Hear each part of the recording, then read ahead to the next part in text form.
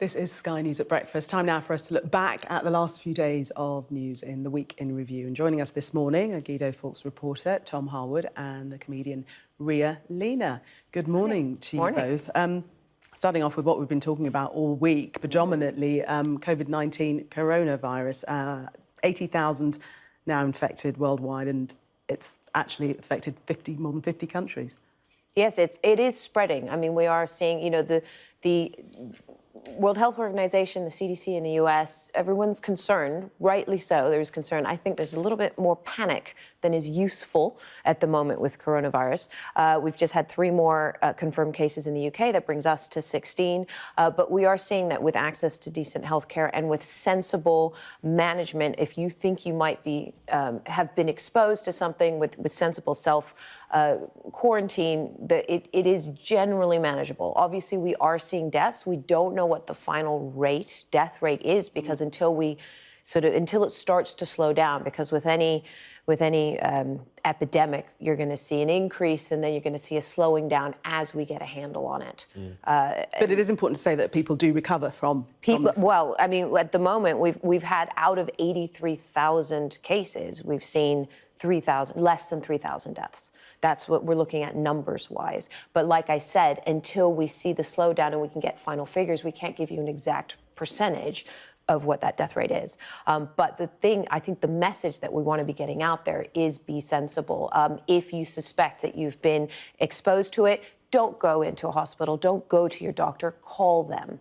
Immediately self-quarantine, immediately go, this is why I think I might have it. Again, if you're in a community where no one's been traveling, or if you haven't come across anyone that's traveling, if you yourself have not traveled, the likelihood that you've been exposed to it is incredibly small. And at the moment, it's looking like, because COVID-19 is in the family of coronaviruses. So people are hearing coronavirus, we're hearing COVID-19. This particular virus is called COVID-19. Yeah. At the moment, we're seeing good recovery rates, especially with access to good medical care. Tom, I guess what some people would be concerned about is, we're always hearing about the pressures on the NHS over the winter period. And in the same breath, we're talking about COVID-19. So, how do the two sort of fit in with each other? Going to be serious concerns there from people? Well, there are contingency plans for epidemics, pandemics. There were some that were put into place actually back in 2011 that allow the NHS to specialise, basically, to shut down elective procedures, to focus those resources on something like this if it were to become a massive problem in this country. So I think there is that sort of level of planning there, and obviously those people who are in administration right now, right through the NHS, are preparing very heavily for this. Thankfully, we're not being hit so hard as Southern Europe, so hard as East Asia at the moment. So we do have that time to prepare, and that's quite important. Yeah, and please do send us your questions. We're going to be talking to a GP and also somebody from the travel industry about COVID-19. So any thoughts, any queries that you have, do tweet us and we'll raise those questions with our experts a little bit later on. Tom, let's have a look at the UK publishing of the EU Free Trade Agreement. Unwillingness for alignment, that's the major contention. Yes, the guidelines for negotiating that have been published this week basically show that the UK does not want anything special. Everything is based on precedents within this document. They've taken bits from the Canada deal, bits from the Japan deal, bits from deals that the EU already has with other countries. And the big message from the UK government is, look, this is eminently doable. We just want to sort of almost copy and paste bits from other deals that the EU has. Let's agree this simply. It's following the principles laid out in the political declaration that both parties signed up to last year. And it should be relatively simple. But the EU, on the other hand, has now come out and says, actually, that Canada deal that we sort of offered you, those principles that we signed up to, we don't really want to do that anymore. And the EU is sort of saying that the UK, because of its scale of trade with the EU and with its proximity to the EU, it shouldn't be able to have a regular FTA. And that's very curious, because all around the rest of the world, there are FTAs with neighbours that don't require reciprocity of law, that don't have one party's courts acting as the arbiter for the two countries' trade. You have third parties doing that. And so it's quite a curious position for the EU to come out with and sort of row back on their previous asks. So I think this is going to sort of raise the heat before we see any light in the next few weeks and months. Tough talk, isn't it? We're hearing tough talk from both the UK government as well as the EU. That's all it is for now. Ultimately, do you think they will come to some form of agreement? Because we are running out of time and it's in all our interests, isn't it? It's a game of chicken, isn't it? We're playing a game of chicken to see who's going to back down first. Both sides know what they want, but both sides are also incredibly. I know we're talking about governments and massive organizations, but they're emotional. We're going through divorce, and this is what happens: is that you go, yeah, I'll be totally sensible, and then when it comes down to it, like, you hurt me. Yeah. And I think that is a bit of what we're seeing There's right now. a big difference, though, this time, in that there is a unity of purpose from the UK side. There isn't going to be any parliamentary game playing. There's a massive majority in the House of Commons, so there isn't anything that politicians can do to uphold the process.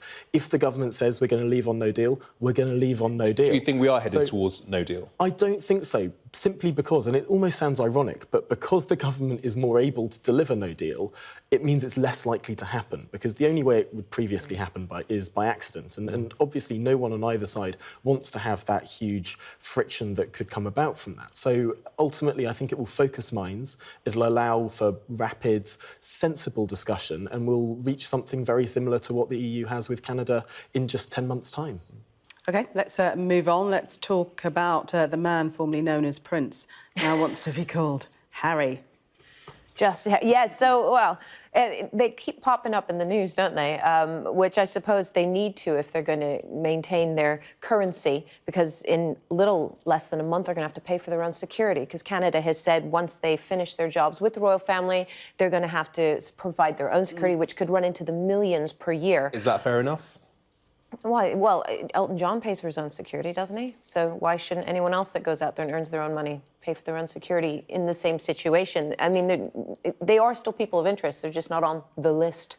I think this week we saw this, a resurgence of the argument about whether or not they can use the word royal. Of course, they've put out a statement saying we won't use the word royal, but it's not like the Queen has a right to stop us. I think she does. And it's been pointed out before that basically, according to the Paris Convention of 1883, where we started looking at trademarking and everything else, that it was sort of agreed that the royal family would be allowed to identify as royal. Therefore, if you are actively leaving them, lots of people saying that was quite disrespectful of them to say that, we could if we wanted to the Queen in particular. I think it's a bit petty. It was a bit petty, and it's also been pointed out already this week that got in the way of, that actually eclipsed Harry's work in Edinburgh, where he's just trying to finish off the good work that he's always done for the family. And here we have these statements coming out going, we're not happy, but fine. It was a little bit shirty, is that the word? What is interesting about all of this, I think, is that they are still making the headlines, and I think that's going to continue for some time to come. Well, until we get bored. Perhaps when they're off in Canada, it'll be less newsworthy. But for the moment, it seems very odd that they don't want anything to do with the royal family. They don't want the responsibilities of being senior royals, but they want to cash in on the brand.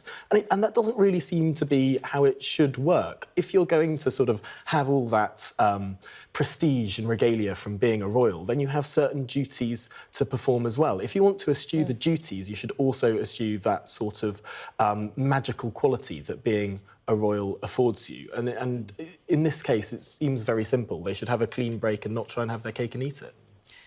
Let's move on to the Labour leadership election. Did you watch the Sky News debate last night? I've seen the clips. I can't promise to have sat through the whole thing. I was at work, so... OK, you're excused. Ultimately, we are now entering... it's not going to end until the 4th of April.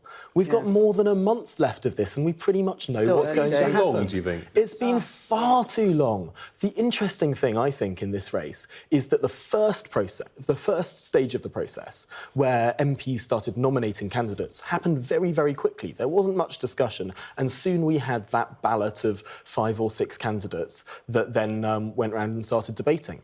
That was the truncated process, and now we've got this massively elongated stage where we basically know what's going to happen. In the Sky News poll, Keir Starmer is miles ahead. Should we play a clip from the debate last night and see how that went? We will not earn the trust of the Jewish community, and those people that you talk about, who I want to see back in the party, will never look to us again. Lisa, you were in a shadow cabinet when this issue came up as well. And I spoke out. I spoke out. Not for the last 3 years. I spoke out publicly, and then I left and I didn't return. It did seem quite testy from that clip, but actually in the end, what Sir Keir Starmer was saying was that, you know, will you work with me if I'm successful? And they both said yes. And there was a straw poll of the audience at the end asking who they thought won the debate. It wasn't actually Keir Starmer. Most hands went up for Lisa Nandy. That's interesting because Lisa Nandy is obviously in third place in that YouGov poll we saw earlier this week. And so she almost feels like she has to do more, be more punchy. She's sort of stepping outside those lines in order to generate headlines and generate interest. Whereas Keir Starmer, being so far ahead, he wants the race to be as boring as possible from now on out. He doesn't want anyone to change their minds and is trying to act as that unity figure, which has lent some accusations of him not being that interesting, not having that fizz and buzz and excitement that there was with other movements. Yeah. Rhea, do you think that could backfire against Keir Starmer, this idea of him being this unifying character? I mean, we have heard that before in politics. Jeremy Corbyn, during the after the referendum campaign, during the general election campaign, talking about how he wants to be the person to bring the country together. Did that work for the Labour Party? Well, I think we know the answer to that. No, it didn't. Well, it didn't work for Jeremy Corbyn in that time. But what we just need the Labour Party to sort itself out right now. And obviously strong leadership is going to help, but we need the Labour Party sorted out in order that we have a decent opposition that's going to help work with the government to move us beyond where we've been stuck for the last 3 years. Very quickly, can we just look at Heathrow expansion and this ruling? Are the government going to appeal? Heathrow say that they are. Heathrow is going to appeal. So the Court of Appeal has just refused, has agreed with the climate activists that the plan for a third runway is not a good idea because the government has not considered its Paris Climate Agreement commitments. And so they haven't said no to a third runway. They've just said not as the current plans stand. Now, the government's been invited to rewrite its national policy statement to be more compatible with its Paris Climate Agreement commitments, but the government at this point has said thank you, but no, we're going to leave it. But Heathrow itself says no, we're going to take this to the Supreme Court. We think this is the best way forward for the economy, and it needs to happen. OK, we shall keep our eyes on that one, as they say. Tom and Rhea, thank you very much for taking us through the week's news. Good to see you.